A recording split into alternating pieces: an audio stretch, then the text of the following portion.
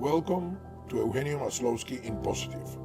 The word present also means gift. Today is a gift from God. I invite you to make today special by enjoying the present moment. Today we're recording a different way this podcast because I will have an interview issued by my grandson, my oldest grandson, Jack Maslowski. And from here on, he will take over and I will have to follow his instructions. Sounds good, Abuelo. I know you do all these interviews where you interview people. Uh-huh. So let's see what your life was like. Okay, it sounds All right. interesting. Let's. All right. And it's the first time that I will have an interview such exciting for me. Really? Oh yeah, and I'm here open to any question you want to make. All right. Well, let's start at the beginning. What were your first memories as a kid? The first memories of me as a child, it was when I remember that I was coming down the stairs in our house in Caracas in Los Palos Grandes, and my brother was holding the side of the stair, and and he was 2 years older than me, and my father asked me if he can help me, and I said no, I'm sorry, I want to do it by myself. And everybody laughed at that moment at home because they said, well, this small kid, seems to know what he wants to do in life. Yeah. And I didn't understand what it was. I understood it later because it was true. I was a person with a very strong personality. So you, even at the first memories of your childhood, you were already pushing forward by yourself. Well, I think so. I think that, it was a very exciting moment because the stair was high for me. I was very little. I was like 2 years and a half, 3 years. And it's normal that your father wants to help you. Yeah. Okay, and especially if your brother that is walking ahead of you is 5 years old, you have to do something like what he's doing. You got to keep up. You have to keep up. I know that now Venezuela is much different than it was a long time ago, but could you describe it for me when you were growing up? Sure. Actually, it's not Venezuela. The world is completely different because I had the opportunity to enjoy a youth which was very, very beautiful. The youth that we had was based on people that came after the Second World War, and all of them were excited about building a new world and creating a family, creating some very stable opportunities to study in the university, and everybody was trying to build a medium class. Okay. Yeah. One of the things that happened during all these years, all these memories, is that Venezuela was really a paradise. Nobody wanted to emigrate on that time because Venezuela had everything. We had a wonderful climate. We had a wonderful nature. The people is really, really beautiful, and everything was very nice. The politicians damaged the life there, and they were really disconnected from the people. And when the leadership becomes disconnected from the people, you start to feel that they are more concerned about what is in their agenda and not what is important for the people.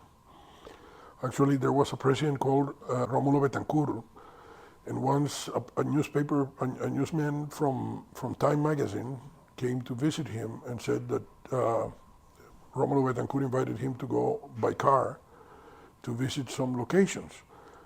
And the Time newsman asked him, I heard that you are afraid of traveling by plane. And he said, no, I will show you something. And when he was driving, he was stopping with the car, with the presidential caravan, and he was stopping on the road, he was eating with the people, and the people was able to talk to him and give him information about their needs. And he said, this is what you're losing when you are flying 33,000 feet up and you are not connected with the people. So I really think that Venezuela was a paradise. We had a lot of foreign investment. We have very good democracy until there was a group that created a coup, led by Chavez, and they created a division of the people. They started to create a separation, and there is nothing worse than start to create hateness between the different groups. So it was white versus black, it was poor versus rich, it was everything that we hear sometimes with the politicians, instead of trying to create a nice community. So Venezuela became divided, and for some time, for 25 years now, Venezuela has been ruled by a regime of dictatorship. It's a corrupt government since the very first day. I actually left the country, and I had the opportunity to discuss with some ministers some works, some contracts, and I told them I won't pay you, okay, because they were asking me the money directly, and I said, no, I'm sorry, I'm not one of those guys. And I have been always used to enjoy what I did. I used to be related always to the people. And one of the things that I find today is that a lot of the people that was under my umbrella, under my companies in Venezuela, are still friends of mine that talk to me after 20, 30, 40 years. My partners are people that have been my friends since high school or university or college. So, that shows that, when you were raised among very nice people, you have a lot of opportunities to grow. Yes, you don't have to be the outlier. That's a kind person. It's part of the norm. So, well, you have to be authentic. The issue is that when you start to live a life that is not yours, you're an actor. And an actor never lives the life of the person that he's representing. You have to live your life with authenticity. And when you go back to the people, you tell them, I'm sorry if you don't like what I'm saying, but this is what I think. How did you grow up? Where did you live? What was the situation? Well, I was born and raised in Caracas, and it was a beautiful city. It is a valley with a very gorgeous temperature. We usually are an average of 75 degrees, so it's a very perfect. It's very sunny. We have a very nice beach within an hour of Caracas. Caracas was a marvelous place, and besides that, my grandparents used to live in the Andes of Venezuela, on the western side in the mountains, and my grandfather was a photographer and a professional photographer. My grandmother also was a professional photographer, but they divorced when my mother was young, and each one of them had their own life, but at the same time they were raised with the same profession. So I used to travel around and visit my grandfather in that area, and I started to feel that kind of love for traveling in Venezuela, and it was a very interesting time that I used to visit locations that, when I was the other day in Sedona, I found that it reminded me very much what we call La Gran Sabana in Venezuela, which is the oldest area in the world. It's a quaternary mountain, very similar to what is Sedona, and the kind of people that live in Sedona is very similar to the people that used to live in La Gran Sabana. Then you have places like Margarita, which was fantastic, Los Roques, the plains, Los Llanos, in Maracaibo. So it was very great. And then one of the things of the childhood is that when I became 11, my mother put me in a boarding school. And I can tell you, at the beginning, the people tell me that this should be horrible, but it really created my personality. My personality became a lot stronger. Yeah. I had to survive among 450 people, Boys living. especially, yeah. And I was 11 years old, and there were people up to 16 or 17 years old in the same school. So, you had to learn how to survive. And I remember I always find somebody that would protect me, and then I would call him Superman. Okay, and Superman was coming when I needed him because somebody would punch me, and I was very, very little. I had some experiences that were very unpleasant, but were very well managed with some of the priests of the school. I had fantastic, education with some other priests. Actually, one of them is right now about 82 years old, and he was our godfather for the graduation of high school. And I keep contact with him because he still lives in Venezuela, and he was a person that gave me a lot of advice on how to be likable, even if I was a person sometimes very frontal, that I was very, strong on my way, that I was a person with authenticity. And he said, well, you can moderate a little bit the way to say the things. Then I went to the university in Venezuela. It was a great university. It was created by the guy that used to be the boss of my father. It was a millionaire that created a lot of jobs in Venezuela because he was one of the first ones that created cement industries. He created commercial areas like the Home Depot, so he was a guy with a big vision, and he was at the same time a very human guy because he created even foundations to help other people, like to buy the house. All his employees were pushed to buy their first home. There was a lot of people suffering of polio on that time, and he created a special hospital for the children with poliomyelitis. So his university, the creation of that university was something very, very beautiful because it was to create managers. He created it with the concept that we have to be the managers of the country. We have to be educated on how to run a business and not just to be a technician, because there were other universities which were more technical oriented. So my graduation in that university was very, very interesting.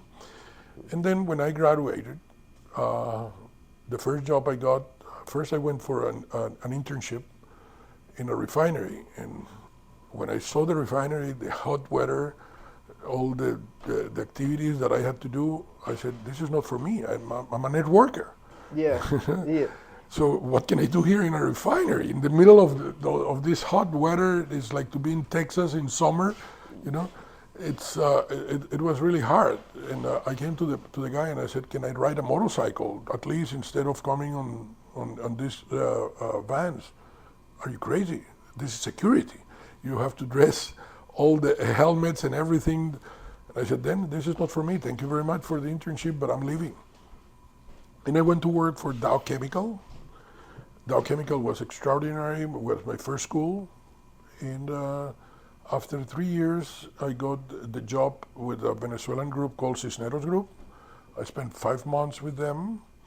And then after those 5 months, I find that it was very difficult to work for a local family group.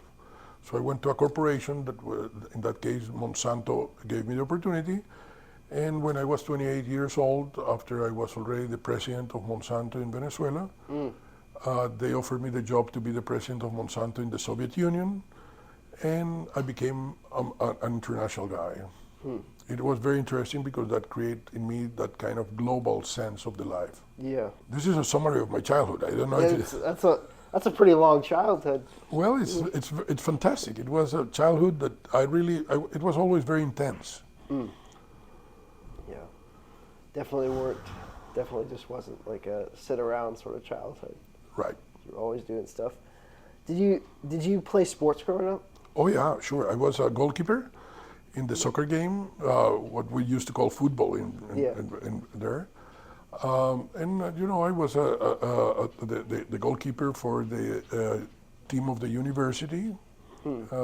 So I was playing in all inter-university games, and I also used to bike a lot, bicycles. Actually, when I was like 10 years old, I had a big accident and I fall into one of these, I don't know how you call it, Barbed wire? yeah, Yeah. barbed wire, and then I was hanging with my hand like this.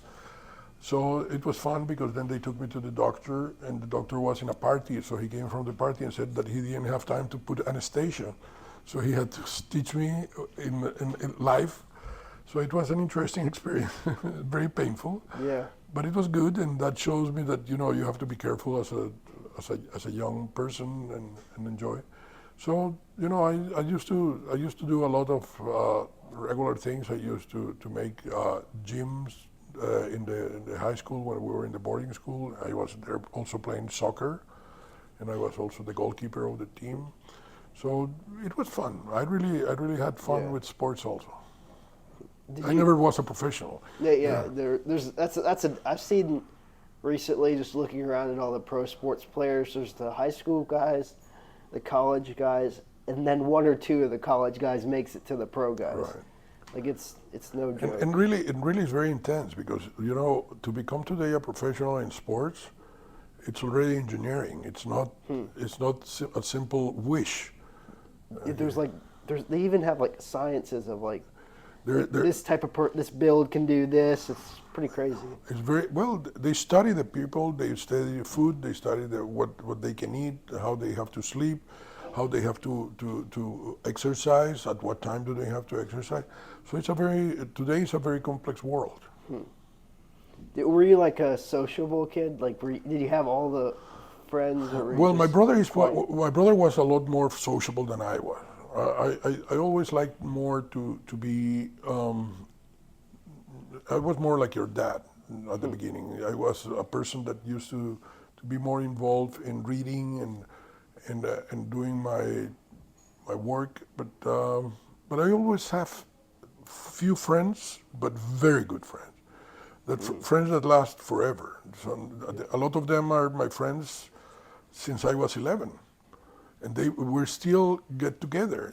It's very interesting because, as an example, I organized the WhatsApp group with all the kids that were my peers at 11 years old, and it is fun. And then the same we do with the university. And I always had a selected group of friends. I was not a person that would be friend with everybody, although I used to know almost everybody. Yeah. How did you select your friends? Just out of curiosity, like what? Well, I think it's chemistry. It's something that you feel that you feel that you're very comfortable with this person, and it has happened to me even when I became older, because usually your friends are people that you choose them when you are in high school or when you are in elementary school, sometimes even, or the university. But after that, the competitive world of business usually do not allow to create some good friends. In my case, I will tell you that even in my professional life, I have excellent friends, people with whom I still keep a very good relationship, and some of them are my partners. Nice. What were you like when you were like a little kid? Were you just like you said you read a lot and were not as outgoing as your brother? Did you have any other like big traits? Like if they said Eugenio, if I asked Eugenio, would they say, oh, he's this and that? Like, Well, they used to call me Little Bear because my brother was the bear and I was the little bear. We were just regular kids. We had a lot of, I would say that we were very terrible. We were brats, okay, in all the sense. Actually, sometimes when I see my children, your father, your uncle, your aunts, I feel that I was blessed because they were a lot less abrasive than I was. how were your parents? Were they chill? Well, I had a great family. One of the things is that today a lot of people is trying to talk about that the family is not important, which is completely false. The family is the base of all the society, and if you don't have a strong family, usually you will be a person with a lot of conflicts in your life. My father was a strong man, but he passed away when I was 10.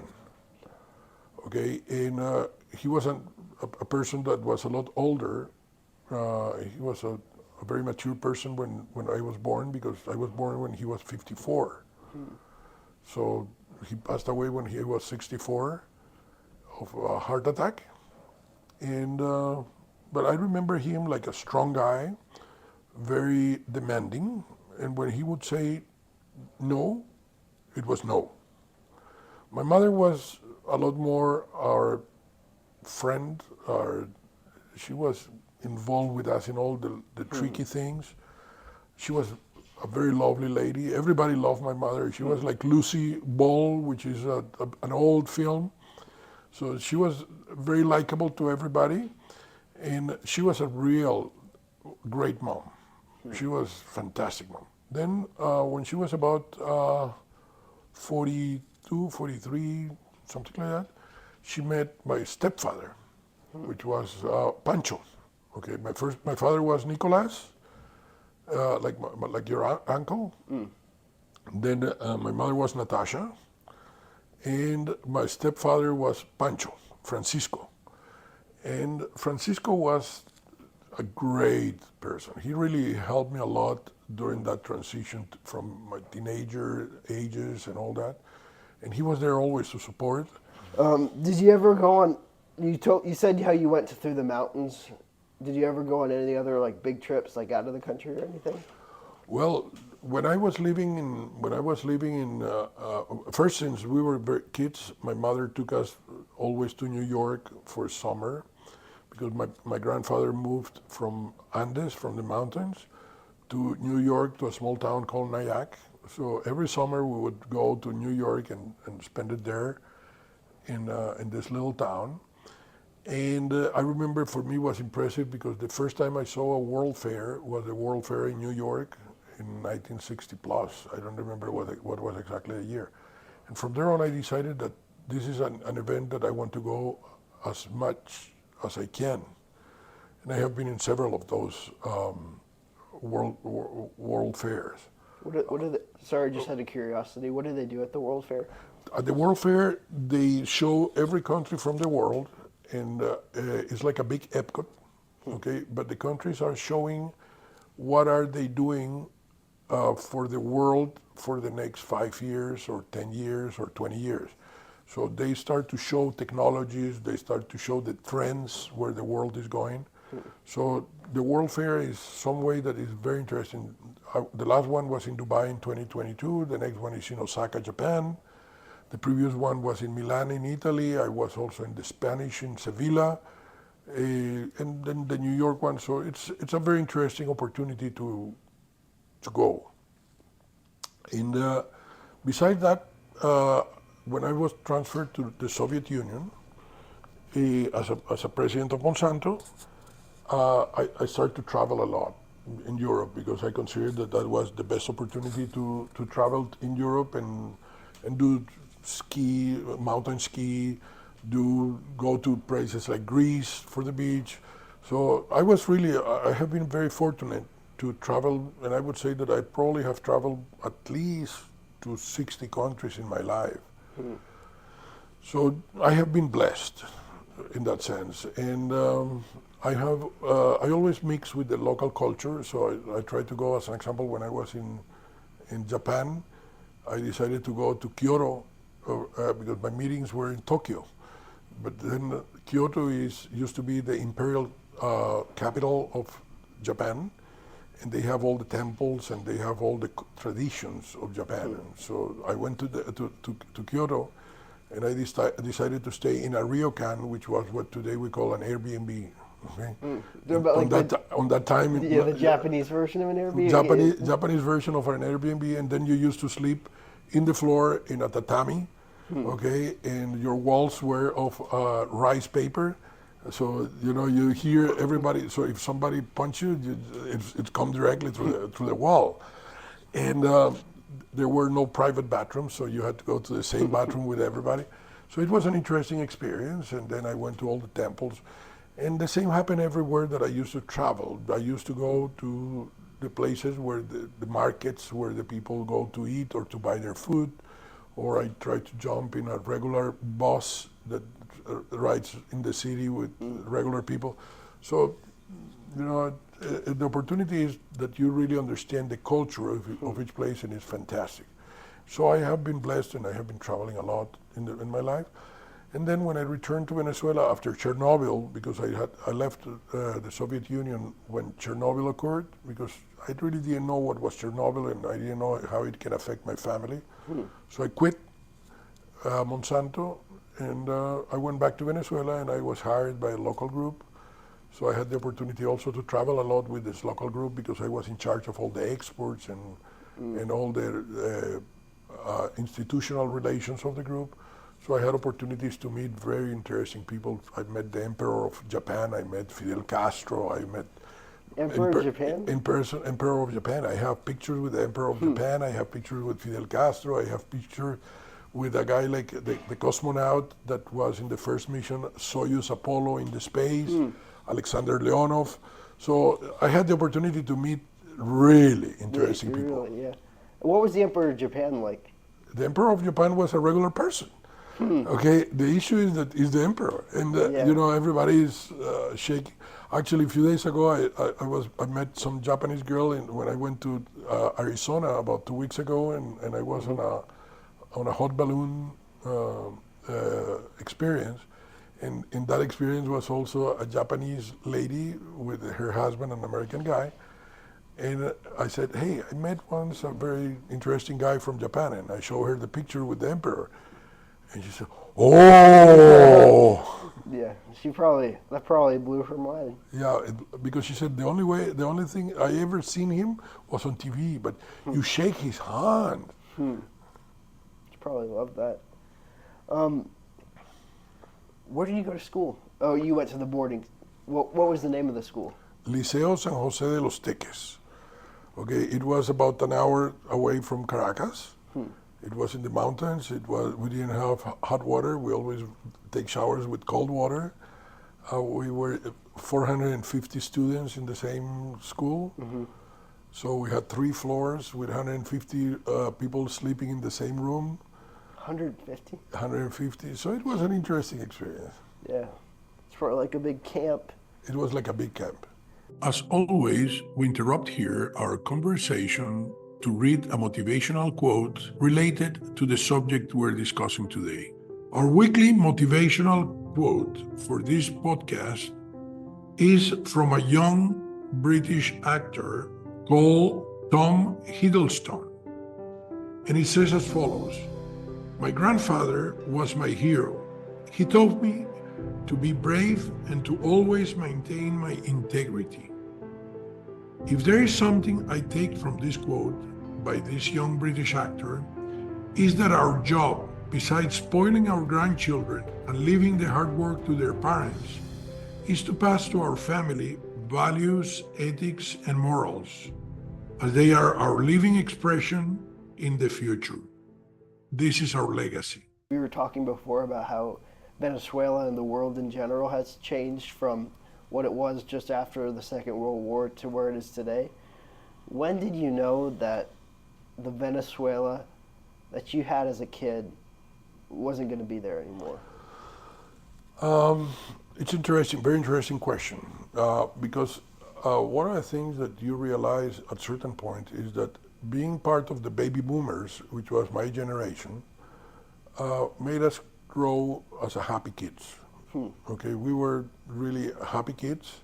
I was very close, one of my very close friends was the son of the former president of Venezuela called Raúl Leoni. And since very young, we used to go to eat in his house after his father was already a former president. So imagine that you would go to eat in the house of Bill Clinton or Obama or George Bush, okay, or Trump, okay, and you have the opportunity to talk to these to all the people that used to be in the politics around that person. So I was always very exposed to hear what they were talking. And at a certain point when Carlos Andrés Pérez became president the second time in 1988, he has a very interesting experience because he came from outside. He was originally in the Republican Party. He was outside of the party of Acción Democrática. Acción Democrática. Okay, and that was the Socialist Party. It was more the leftish area. But Carlos Andrés Pérez was a very democratic president, and when he saw that they were blocking the deep state of the party was blocking his candidacy, okay, he started to make a campaign to win the primaries, and he won the primaries. Very similar to what here. So he imposed his candidacy to the party, and the worst enemies were inside the party. So there were people that started to create boycotts to him while he was president. So at that moment I was already mature in Venezuela. It was 1988, and I was in that time like 34 years, okay? And I started to realize that something would start changing. So I got involved in politics, and I started to support another guy that was from the opposition, although I liked and I always voted for the party of Carlos Andrés. The other guy was very, Eduardo Fernandez was a guy that was very, a very interesting politician, and he was educated to be a statesman. He was a real statesman. Just good at his job. He really would do a good job, but he was not charismatic. He was a person that didn't have the charisma. That's an interesting combination. Most of the time, it's interesting that he'd be trained as a statesman, but without charisma. Right, that happened as an example here in the States. It happened with Richard Nixon. Richard Nixon was a person that didn't have the charisma. He was a person that was even considered tricky-dicky, okay? But Nixon, when he lost the candidacy to be president with John Kennedy, he lost the governorship in California, but he decided to study worldwide the economic and the whole world behavior. And when he was already running for president again, he said that when they asked him what did he did and why did he consider that he can get, he said, I have been getting prepared to be a statesman. I understand what is happening in the world, and I can be a good president. And I really think that the history will be very, very good to him because he was really a good president. And the same happened with a guy like Carlos Andrés Pérez. Eduardo Fernandez didn't have the opportunity. And when all the parties started to boycott him, and Chavez made the first coup against Carlos Andrés, I realized that the time of the democracy was soon to expire. And especially when you start to become those opportunistic politicians that come and start to talk to the people what they want to hear, but is not what really is necessary for the country. So are very populist politicians. So Rafael Caldera was a guy that was on the 80s, okay, and he decided to run for president for second time in his life. Okay, he was already president in 69, 73, okay, and he was a terrible president, but he was a very arrogant person, very separated from the real world. And when he decided to run for president in 1992, to be president in 1993, to be president in 1994, I realized that the democracy was really in danger. And his government during those 5 years was terrible because he was completely senile. And so he's an older man? He was, sorry? So was he an older man? He was over 80. Oh, okay. And he was senile. He was a person that didn't react at all to a lot of the things that he had to do as a president. Okay, and there was the first time that I felt that, it doesn't matter who is the president, because you have usually a state behind him, a team of people that is really running the things and showing him what he has to see. And even if he's a young man, usually you have that group of people that is trying to hide the important things, and they only try to make them happen with their agenda. But basically in 1988, I started to see the deterioration of Venezuela. In 1993, when Caldera was elected, I said, this is very poor, very bad for the country. And in 1998, when I met Chavez, I said, I run. I better run. So in January 1999, 4 days before he took over the office, I left. And then from there on, I have had the opportunity to meet some of the government officers, and I was just disgusted with all the corruption and all the terrible things that happened in Venezuela during the Chavez government and the Maduro government. What did Chavez tell you?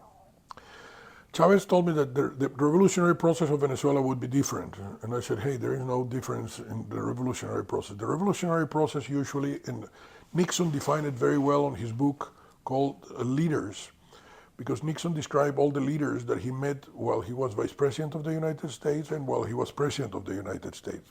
Vice President with Eisenhower and President by himself. And he described a lot of the leaders that he met during his lifetime.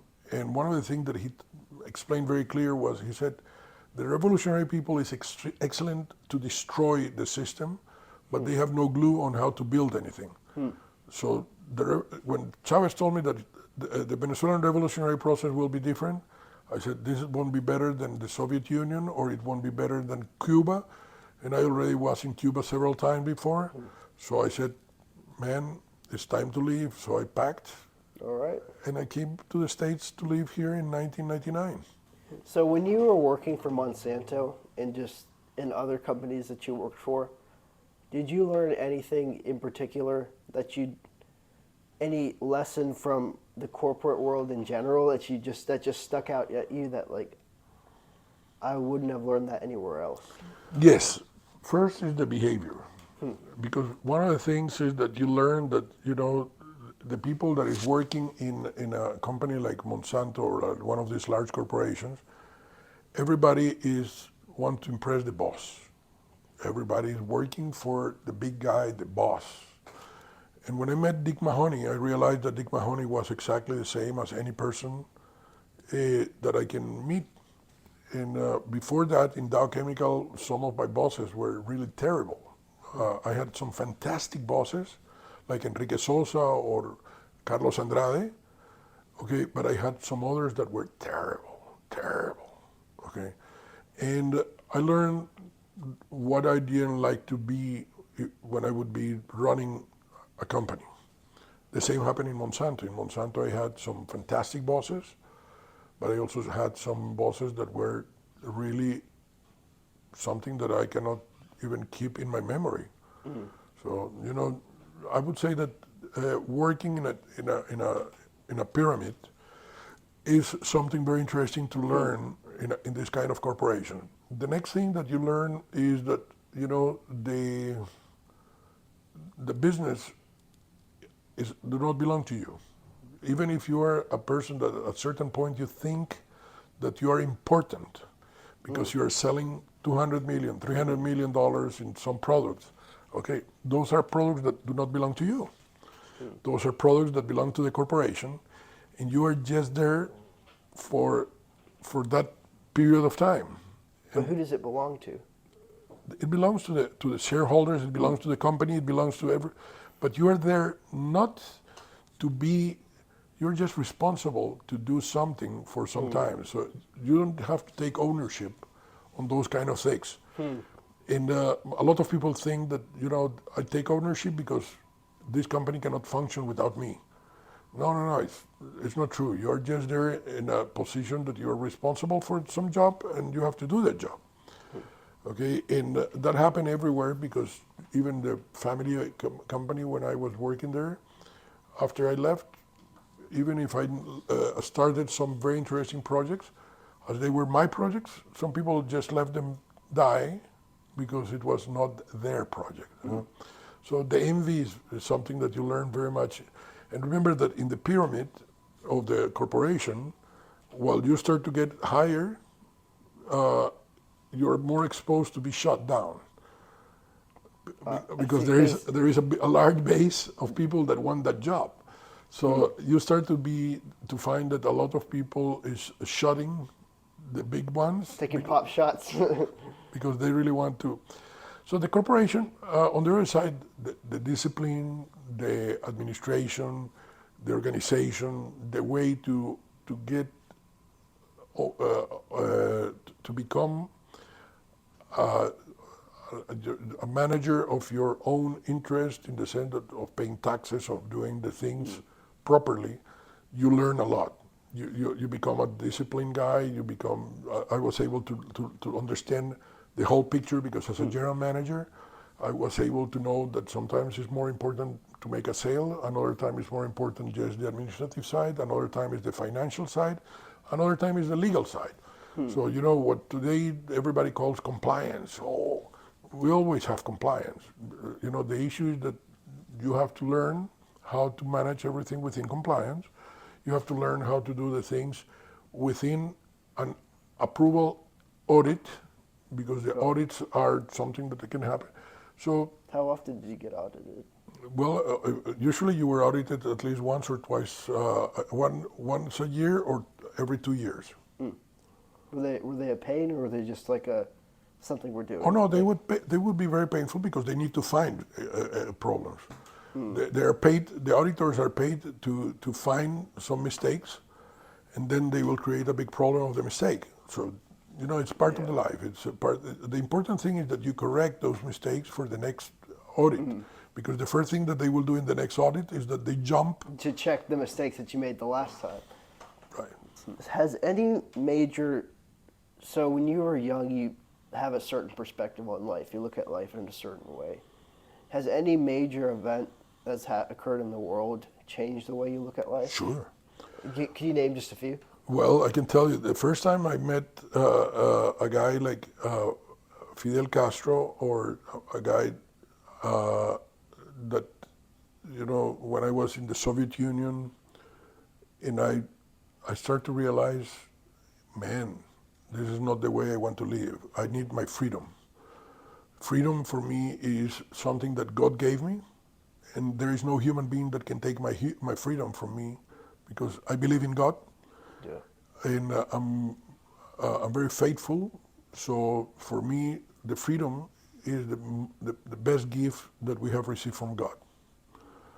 Okay. The second thing is that when I was living in the Soviet Union, Chernobyl occurred, and I realized what can be a nuclear issue. In Chernobyl, a lot of people passed. A lot of people were affected for years because of the nuclear leak.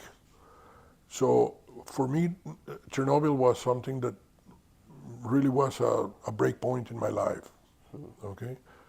And then I had a lot of milestones that I have go over. I even went through a bankruptcy once. Okay. So the important thing is that you cannot be afraid of falling. You cannot be afraid of the things that happen. You cannot be afraid of things that you cannot control. Okay, the important thing is to be ready when the next opportunity comes through. And you have to be a person determined that you want to have a good quality of life, that you want to give the best for your family. And when the people ask me if I'm a successful person, I always said yes, because my kids are better people than I am, and my kids are living a better quality of life than the one I would be able to give them. Yeah. So I'm a successful person? Yes, because I have accomplished my legacy. Yeah. Maybe it's not, people think about this a lot, but it's like maybe success isn't what you do, it's what you could help other people to do, like your children. Definitely. Yeah. If you can remember that God told us that we have to help others, and we have to love the others like we would love ourselves. And he was, why he became a human why he became a Jesus Christ, because God understood that how can you love your neighbor if you say that you love God who you don't know, but when you see your neighbor, you really do not love him with that intensity. So when he came down and he teach us why we have to love our brothers. If you were to start life over again, would you do anything differently? Like any major, like anything? Hey, first, you never know what will bring the life, because we're always doing things based on situations that happen in our life. I don't know if I would be born in the same family. I don't know if I would be born in the same country. So I would say that, if I had the opportunity to choose, I wouldn't have any problem to repeat my life the way it was. I have lived up to now. But if I have to, if you ask me if I have the opportunity to learn other things, yes, I love to learn. I love to learn every day something. Did the future turn out the way you thought it would? Did you expect to be where you are today? Yes. The future has been very, very beautiful in my life, because I have had the kind of family I wanted. I have had the opportunities to live with freedom. I have had the opportunity to travel around the world. I have the opportunity to love the woman I really love. So I would say that, I have been blessed. I have been really blessed. All right, I think that's it, Abuelo. I think that about covers it. Well, I hope that you like it. It really was a fun interview. And I hope it will work for you in your class, and to all your friends, if they want to see this, they can visit us in our podcast. Yeah. You are now in my podcast. Well. Thank you. Thank you very much, Abuelo. It was fun. We hope you have enjoyed today's episode. If that is the case, we kindly invite you to show your support by giving us a like and subscribing to this channel. Visit our website to explore a collection of positive quotes from past episodes, and feel free to send us a message suggesting topics or guests you would like to see on our podcast. Thank you for tuning in, and we look forward to having you join us again soon.